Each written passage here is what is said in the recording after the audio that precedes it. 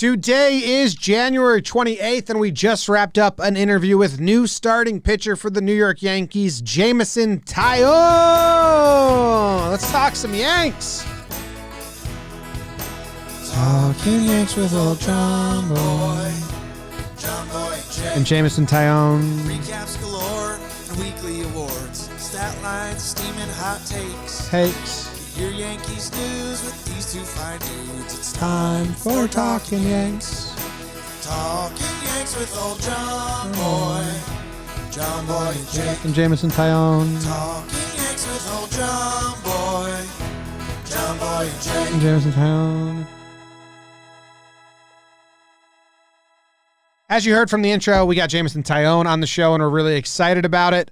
Very excited. So we had some patrons ask some questions. We chatted about this. We chatted about that. We chatted a little bit of this, a little bit of that, a little bit of this, a little bit of that. Jake, you got anything to say before you throw it to the interview? I think the people should know, mentioned at Midway, we met Jameson last spring, so a little bit of a rapport.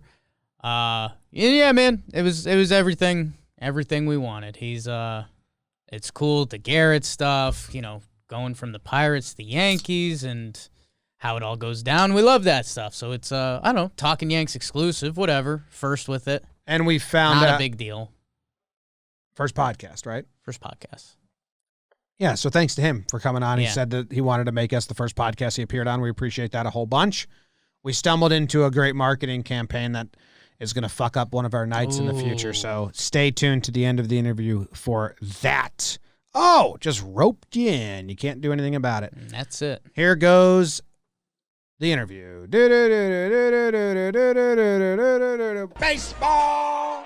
We are joined by the newest New York Yankee and coffee connoisseur, Jameson Taillon. Jamo, how you doing, man? Nice pronunciation of the name. I'm doing well. Probably my most frequent tweet I've gotten since I got traded was, hey, you're going to love the coffee in New York City. Here's some shops you got to hit. So I guess the secret's out that I'm a big coffee guy. I'm glad that other people have sent you good suggestions, because if I was to offer any, it would just be one of the 5 bodegas around our office here in the Bronx, and their coffee sucks, but I drink it every morning. So I'm glad you're getting good suggestions. Jake, just a quick correction off the bat. He's not the newest Yankee. It's Darren O'Day, so you can... Yeah, well, whatever, man. It happens. So. I think O'Day's not official yet, but Kluber became official yesterday, so... Oh, okay. Well, there's a lot of different math. A lot of going moving on parts. Here. A lot of moving parts. Anyway, Jameson, thank you for joining us, man. Great pronunciation by Jake. Did you see the video of him pronouncing your name like 10 different times on Twitter at all?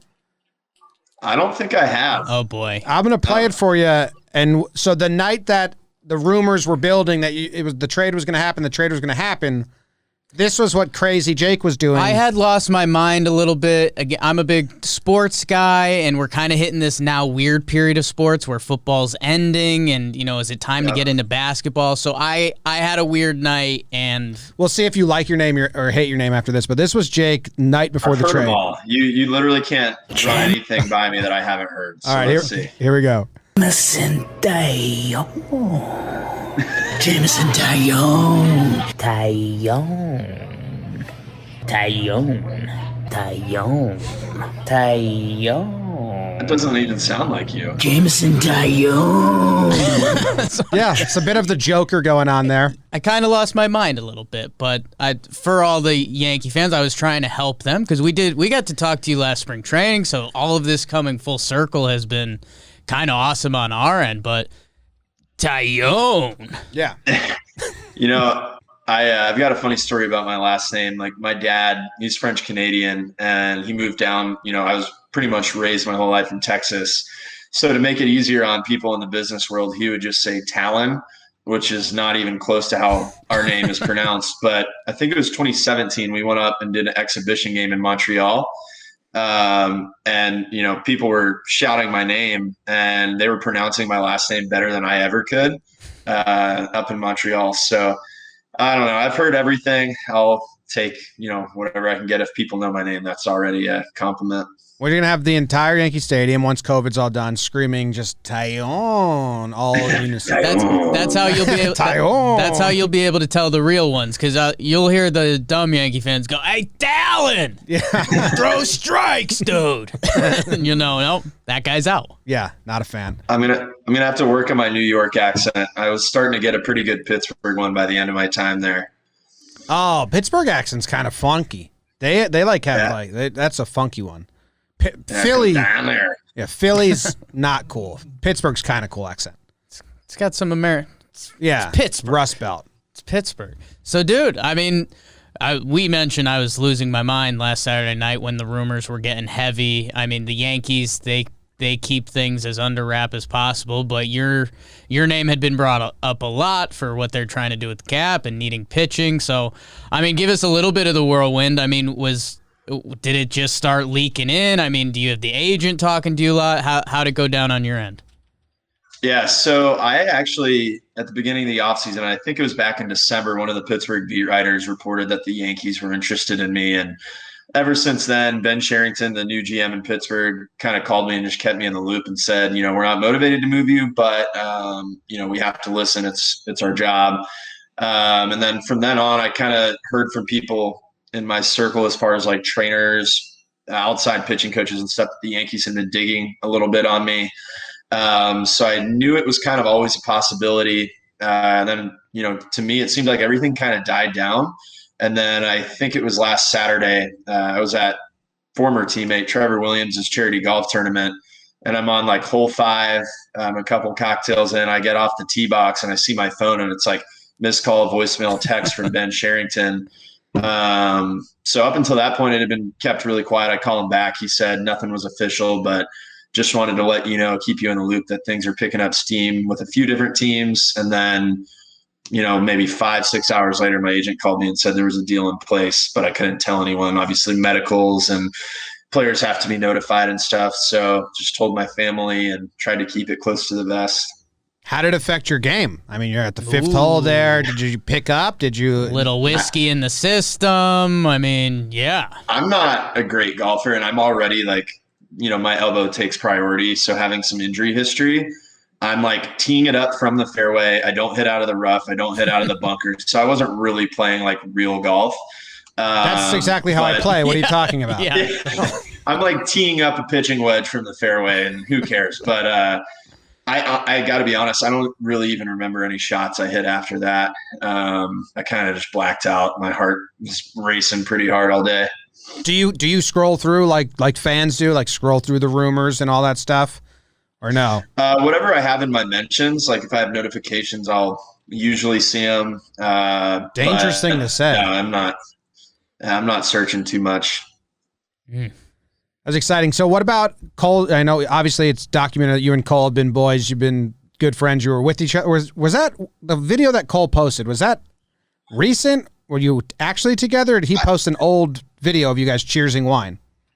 I actually don't know when that was. Okay. We did a lot of like those dinner party things on like, in Pittsburgh, if we had a Sunday day game, his house was the house we'd go to, have a little Sunday dinner and wine and stuff. So I'd imagine it was from around then. My hair hasn't looked like it does in that video in a long time, thank God. So, but no, I'm fired up to join back with Gerrit. We were drafted back-to-back years, lived together in spring training. I felt like he got to watch me grow up. I got to watch him grow up. We lived together in spring training for a few years and stuff. So this is going to be really fun. It's got to be wild, man. I mean, I genuinely can't imagine a lot of stuff that happens on an MLB field. But you guys, I was looking back at, Altoona and some of the minor league teams and stuff like that to now be doing it in the Bronx. That's got to be awesome. And, you don't have to give away too much, but we love knowing the reach out. I know before this you said you've heard from some of the coaches and stuff. And did Gerrit send Did he send a bottle of wine yet? Did he send a text? Did he send like the let's go? DJ LeMahieu didn't send you anything. He doesn't talk, but like I don't know. What's the outreach been? Yeah. So Gerrit talked to me, whenever the rumors were becoming true. Actually, this is pretty funny. So Saturday night, nothing was official. I hadn't told anyone outside of like my family and my girlfriend and her family. And Gerrit calls me. I don't know exactly what he was doing, but there was some music in the background and stuff. And he was just like, "Hey, man." It's like, "Hey, what's going on?" I didn't want to break the news to him, but he, I guess, already knew. So he's like, do you know something? And he didn't want to break it to me. So we were kind of feeling each other out. He's like, "What do you know?" I was like, "I know something. Do you know what I know?" But he was really excited. And then once everything kind of slowed down, he gave me another call and just gave me a rundown. And one of the first things he said to me fired me up. He was like, "Dude, you're going to understand why this is the Yankees. You're going to be shocked at how well they treat the players and the culture in the clubhouse and stuff." Yeah, you're going to be eating good in the clubhouse. They also, the news came out that like Cole was instrumental in like you said, the Yankees did their research and they asked pitching coaches in. We just got a different light color in here. They asked pitching coaches in Pittsburgh and everyone like checking in on you. They made the rounds. Apparently, yeah. Cole was part of that, so he had to know that something was going down, and he had glowing recommendation words for you. And everyone says gamer and all of that. Is it cool to know that you have? I mean, to have that guy vouching like, yeah, go get that dude is pretty fun. Yeah. Yeah. I mean, to walk into an organization like the Yankees where they've invested so much in Gerrit and to have him on my side and for him to have my back is a nice feeling. Yeah. I mean, it makes me, I guess, proud is the right word to know that like when we played together, I made a little bit of an impact on him and something that kind of stayed with him. Unfortunately, we didn't get to post up more together in the Pirates rotation, so we'll get to do it in New York. Yeah, I mean, that first Tampa series, I think you, Gerrit, and Glass now have to take a picture together just to torment the fans of Pittsburgh just a little bit. I can't do it to him. I can't do it to him. I've been throwing my bullpens with Glass now here in Arizona and stuff too. So I try not to. Well, before I was traded, I tried not to post anything because the feedback from Pittsburgh people was pain. It's brutal, man.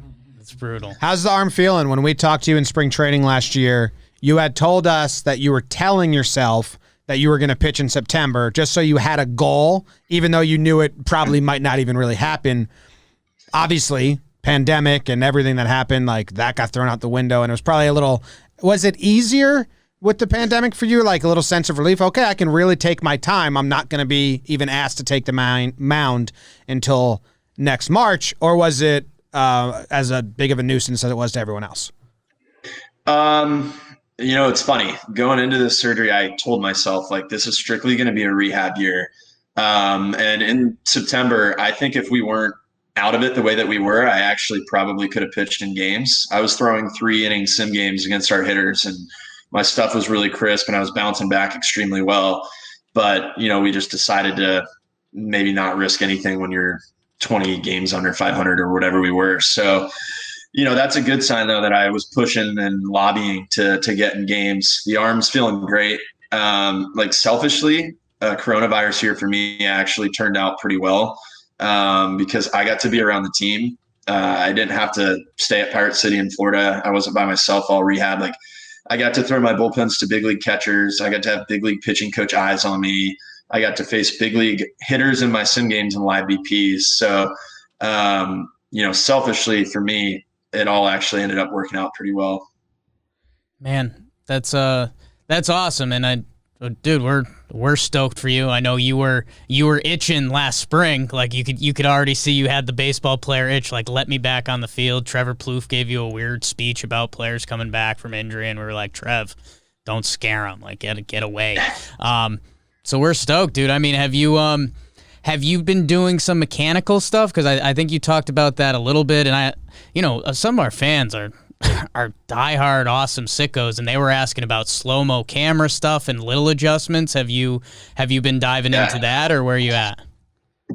Yeah. So, when I got hurt this last time, I just kind of told myself, like, I'm doing something that's not working. My body's literally telling me I need to change something. So I'm going to look for as much help as I can, collaborative effort, but I need to make some changes. So people within the Pirates organization were helping, and then people from the outside, like the Florida Baseball Ranch, I was getting assessments just on what I needed to do to stay healthy. And then from then on, once I picked up a ball and started throwing, I was sending my video out to everyone. Like anyone I respected in the pitching world, I was sending video of myself throwing to. I probably annoyed people, and Gerrit's one of those guys. Like, I mean, mechanically, he's got like the most beautiful pitching mechanics and stuff, and I respect his pitching advice. So I was blowing him up with video, pitching coaches from throughout the years, teammates, people around the league, Florida Baseball Ranch. So I've shortened my arm up. I started using weighted balls for the first time in my life, not for velocity, but just to clean up my arm action,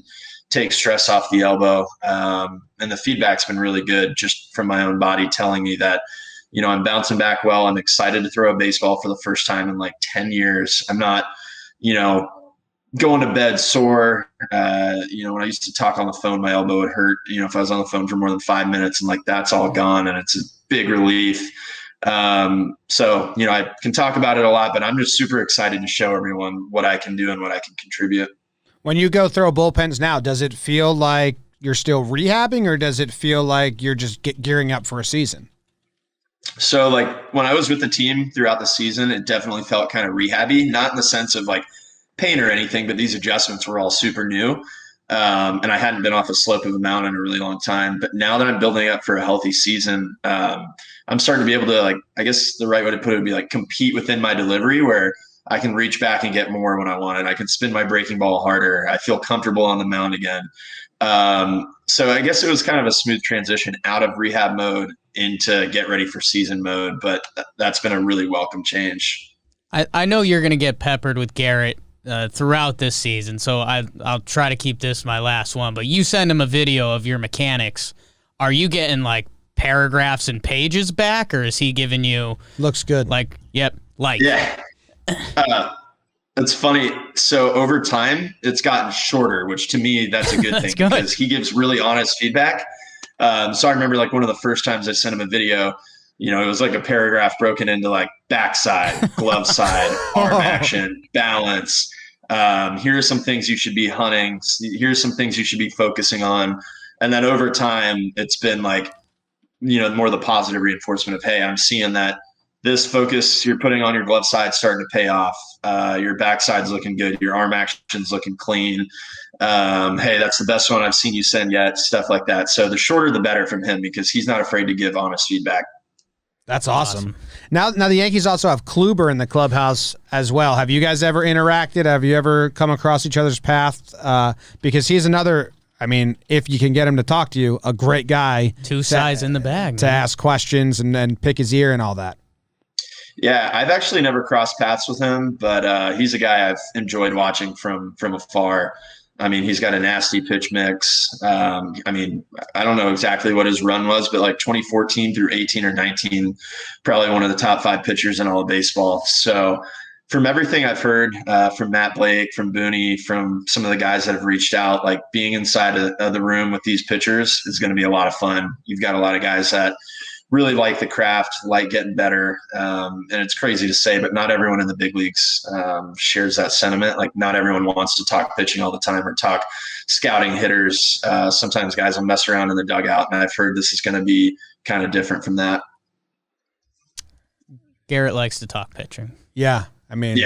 We feel bad for Gerrit's catchers a lot because they don't get to enjoy the time in the dugout when they were catching a game by him, which is pretty funny.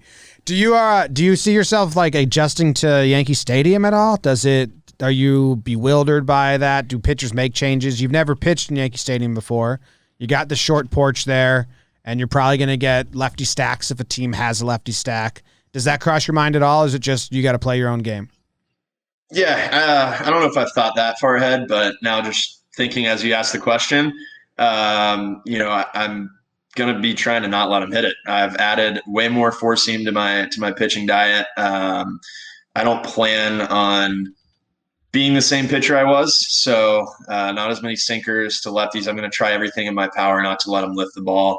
I've gotten way more into like tunneling and pitch sequencing. So four seams at the top of the zone, breaking balls spinning off of that, tunneling all my pitches together and stuff. So, obviously swing and miss will play. And then, find a couple opportunities throughout a lineup to try to put guys on the ground and not let them lift it. Because from watching from afar this past year, the ball was flying. There's some fly balls making it out of stadiums all around the league. But I've pitched in smaller ballparks in the NL Central, Cincinnati, for example, and stuff. So I'm kind of used to it. Yeah. Nice. Do you get Jamo the most? Has Boone talked to you yet? Because he loves nicknames. He's a nickname guy, but he normally likes it to end in Y. No, that was Girardi. Boone's a little different. What's Boone work with?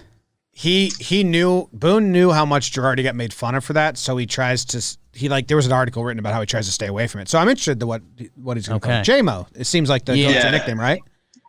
I mean, yeah, any like teammate I've ever played with and stuff, they all call me Jamo. So I actually think, I mean, it was a whirlwind. I talked to Booney on Sunday, but I'm pretty sure he was using Jamo right off the bat. Yeah. And I know him and Shelty, there's a nickname with a Y, but manager in Pittsburgh, Derek Shelton, I know they have a relationship and probably talked a little bit about me. What was I going to ask? I'm blanking now. It was about Boone. I forget. Sorry. You call Gerrit? Is that does he have a nickname? Everyone just call him G? Yeah, Gerrit, GC. I call him a lot. I've called him Gary, Cole 45. Okay. GC probably the most. Because we got a lot of G's. We got Stanton goes by G on the team. Are you going with 50? Is that official yet? Has that been announced? Don't steal it from him. I don't know. I haven't been asked, but I know I looked on the roster the other day and I didn't see a 50. And then I had to think in my head, the Yankees have so many retired numbers. So I was scrolling through the list of all the retired numbers to make sure 50 was available there too. I think, and it is. So I think I'm going to be 50. Yeah, I think you're good with 50. It's definitely not retired. I can confirm that. Confirmation, it's not retired. Who was the last person to wear 50? Brian Mitchell? I think he wore 55.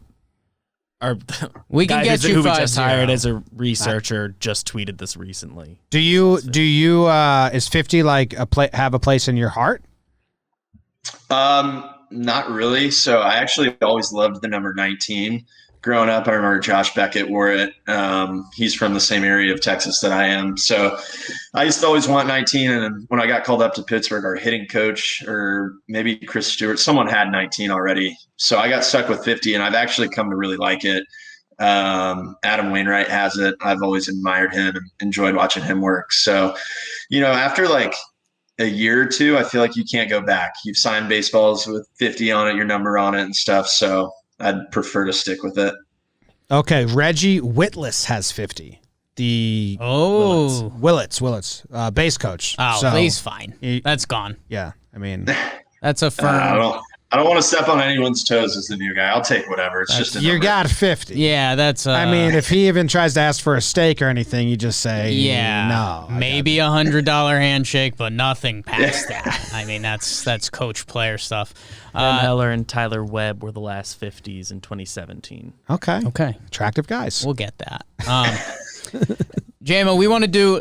We have Patreon. These are our diehards. They subscribe to us. They do the world for us, and we've started a new thing where they get to get involved. We pick one question from them, and as you well know, we like the off-field stuff with you. We like the coffee. I like So I think we talked some whiskey with you last time. Coffee, cooking. We've already talked a little bit of golf. So Peter Taillon, which I think for Taillon we kind of have to use that. He was asking what your ideal off day looks like. I think we hit on some of the big ones, but I don't know. I mean, are we spinning this to the city now? What are we hitting up the coffee shop, slice of pie? What do you have some New York City experience?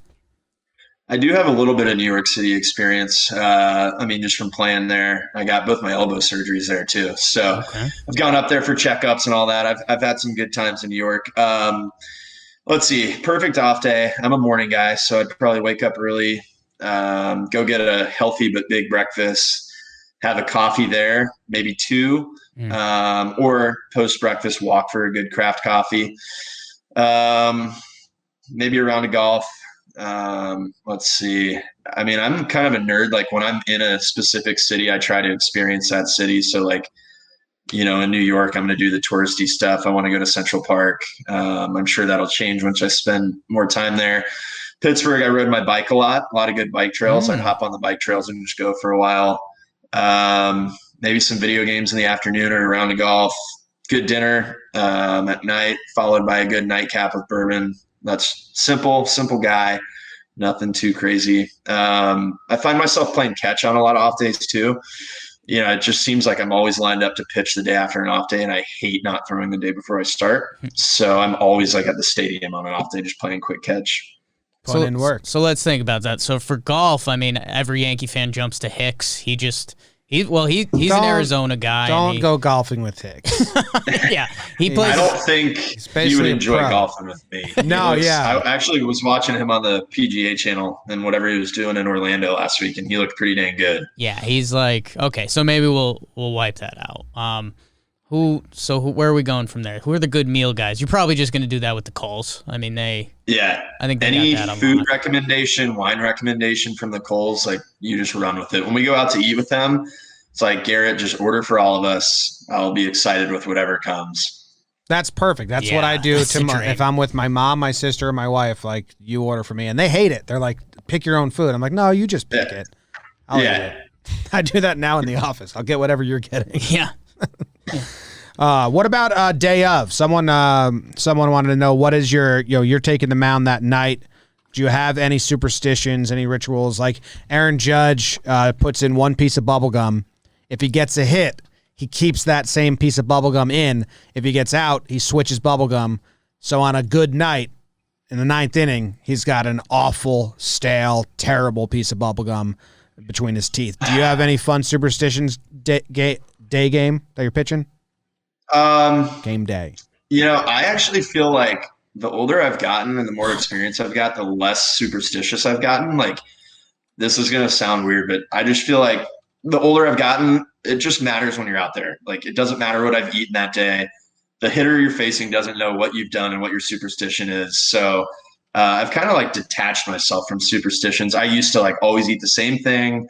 I used to do the same thing. I used to love going, like, getting my car washed on start days. I don't know why.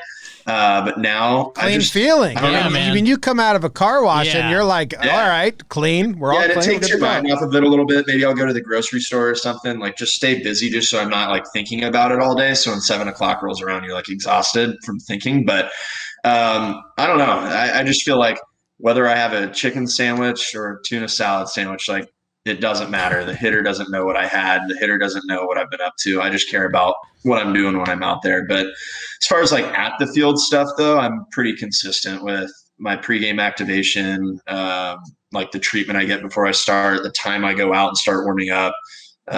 That's all pretty consistent, but I don't know if that's superstition or just like routine. What about music? Well, you got like game day music or tunes if you're in charge of the radio or the iPod? Yeah, those are both same thing there. Like, honestly, I feel like when I was younger, I'd listen to super pump up music, and then I'd go out there for the game, and I would be so pumped up at like 5:30 for a 7 o'clock game that I'd be like tired because I'd already have so much like anxiety, and my heart would be racing so much.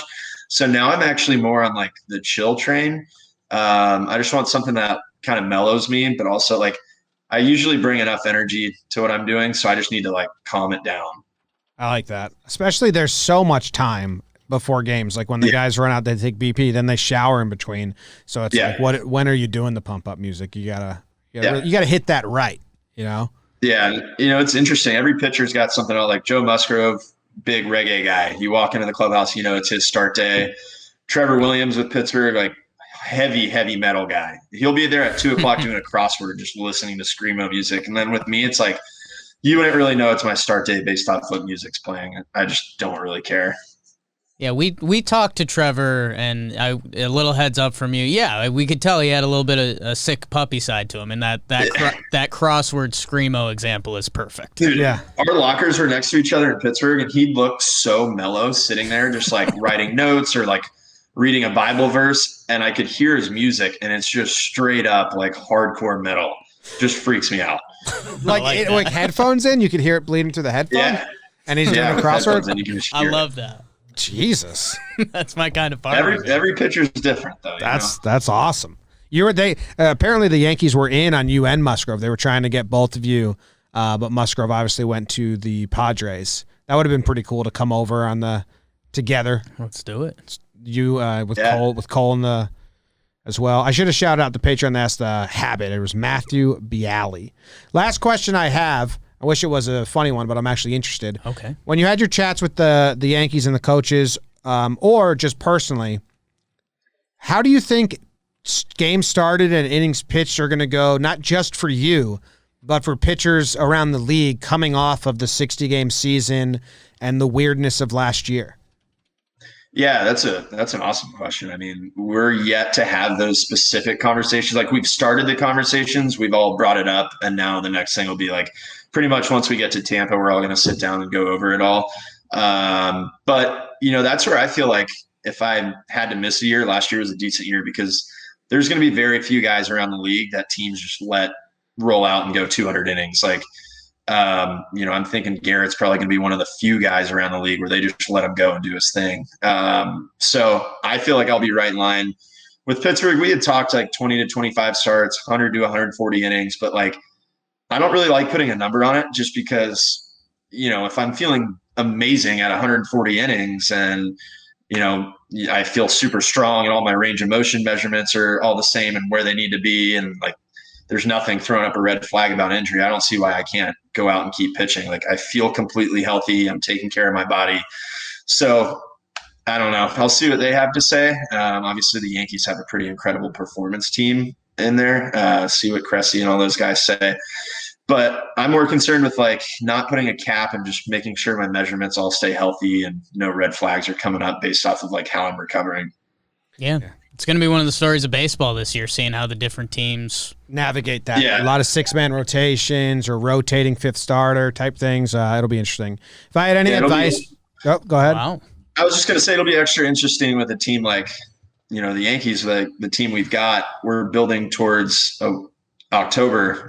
So, the way I would have been handled in Pittsburgh is going to be different than the way I'll be handled here, and that's exciting. So, it seems to me like we're just going to have this conversation when we get there. But, with Pittsburgh, I could have just burned out all my innings right at the beginning. So this is exciting that it's going to be a little different. Yeah, it's very ramp up, which, as us just crazy dumb fans, it's those first couple months are like, come on. And it's like, okay, but I get it. Yeah. October matters. I was going to offer advice, which is just really nice I was of me. shocked. Yeah, I'm just saying, if I could offer any advice, it would be if you're going to let the batter hit the ball, have him hit it to third base because Gio Urshela is a god. Yeah, he's nasty. I actually played against him in the minor leagues a little bit. I think he was with the Indians coming up. Yeah. So I played him in like Akron and maybe Columbus. So I got to watch firsthand. That infield had like Urshela and Jose Ramirez. They're nasty. But yeah, I mean, I feel like I see him on Baseball Tonight. Like, I feel like I see a web gem of him freaking every single time I turn the TV on. I had a question that was kind of fan play because I was going to tie it into the world of baseball because I know all the players are connected through one thing or the other. I was going to say, who everyone's going to ask you Gerrit Cole questions, but are you linked to any of the other guys? I know Tyler Wade's like an Arizona guy, or I was going to spin that into more of a fanfare question. Like, I don't know, who are you excited? Like, are you excited to see what this Luke Voigt guy's all about? Because last year it was gross. So I don't know. Tee it up a little bit. Yeah, I actually don't have all that many connections. Looking forward to building them, but looking forward to seeing Voigt put balls in the seats. He was with St. Louis for a short period of time. When they traded him, I was like, dude, thank God. I think I faced him once and he hit a ball like 120 miles an hour to third base off of me. And I also faced Judge a little bit in the minor leagues. We have a few at-bats against each other and a few in the big leagues. But he's like him and actually Stanton are the two guys in the big leagues where when I lift my leg to deliver the ball home, I can't even look at the target because they're so damn big and intimidating. Like, I'll literally lift my leg, and instead of looking at home, I'm looking at them.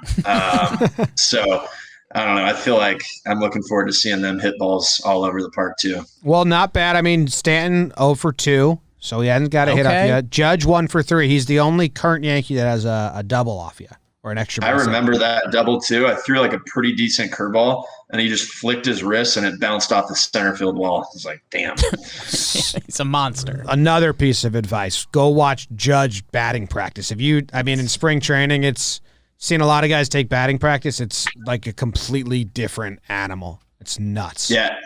I haven't seen him hit BP, but whenever we played the Yankees in Pittsburgh, I got some on-field batting practice passes for some friends. And that was the first thing they said. They were like, dude, his BP is incredible. And he hit one of the most impressive homers I've ever seen in the big leagues. I think it was 2017 off of Antonio Bastardo. Whoever's listening to this should go Google that at PNC Park. We're like in the Pittsburgh clubhouse. We were still talking about that owner. All right, we got to go watch it now. We've got the guys for that. Yeah, no, it's nuts. I mean, I people hear it if they haven't seen it, they're like, "Shut up, guys! It can't be that crazy." And then I watched it in the Coliseum one day, and I was just like, "Holy shit!" Like with ease, he put one into the suites in the Coliseum. Like in center field. It's incredible. Nuts. Yeah, there's certain dudes, like there's sayings, around baseball, like there's certain guys where the ball just sounds different coming off the bat. And I know the Yankees have more than just Judge. There's a few guys where it's just a little bit different. Tying it, you mentioned Judge and Stan and obviously mountains of men. Are you watching tape of yourself after the game and you're like, I'm looking at them? Or do you just mentally, you're like, I didn't even look at the spot. I'm looking at the dudes. That's a mental thing. That's a mental thing where like you wouldn't be able to notice it, but when I'm lifting my leg and I'm like distracted by them, it's also like almost as a pitcher, it's a decent kind of fear because you're like, I better not miss over the middle right here. Like if I'm missing, I'm not missing over the middle, or else they're gonna bash my head in. It's scary. It's true. Hey man, thank you for coming on with us. We really appreciate it, and we're excited to see you out there putting on the pinstripes. You excited to put the pinstripes on for the first time? Slimming. You can pander to Yankee fans and just be like, yeah, I dreamed of it my whole life. Yeah, I'm fired up. There you go. Ever since the trade rumors came around, I've had some teammates and stuff text me and be like, you're going to look good in pinstripes. So I hope they're not just fluffing my tires. I hope that's true. You look great. You look great. I never wear horizontal stripes. So, and are we going to push? Because I think you like good whiskey, but do you want us to push for the Jamo sponsor? Like, I mean, New York City, Jameson, like, come on. Well, let's choose one game. We'll choose one game, Jamo, and we'll be sitting here watching it, live streaming ourselves, and we'll take a shot of Jameson for every strikeout you record. God. And we'll let you know. We'll let you know it's happening, and then we'll see how that ends. Yeah, whatever game that is, I'm going to throw a ton of curveballs. So let me know. Don't get hurt or anything, and then it's on us. Yeah. Well, I was trying to get these guys drunk. Just 80% curveballs. The Jamo game. That's what we'll call it. I like that. All right. I like that. Awesome. Thank you, man. We appreciate it. Cool. Nice talking. See you guys. Take it easy, brother. Baseball. There you have it. Jameson Taillon. I mean, him saying that I got the pronunciation right out of the bat was maybe the biggest win I've had of 2021. In the Talkin Baseball episode, that's exactly how it started as well. Yeah. You got it correct, and then he said, "Oh, good job." So the highlights of my 2020 and my 2021. If you meet him in spring training or anywhere, you see him out, Talon. anyone. Yeah. If you just pronounce his name correctly, it seems like he enjoys He likes Taillon. that. Yeah. It sounds like he went by Talon until he went to Canada. He kind of gave up on the last name. His for a dad, little bit. huge quitter on his last name. Not fuck it, just call me Talon. Yeah. But he is in Texas. Yeah. You always make fun of how the people in Texas are just gonna Americanize your name no matter what. Jameson Taillon, huh? Yeah. No, that's tough. Especially you're doing sales down there. Yeah. All right. Thank you guys very much for tuning in. Give him some love. Thank him for coming on. 11 strikeouts, 11 shots of whiskey coming up. Yeah. Big time. Go Yanks. Tell them, Grams. Go Yankees.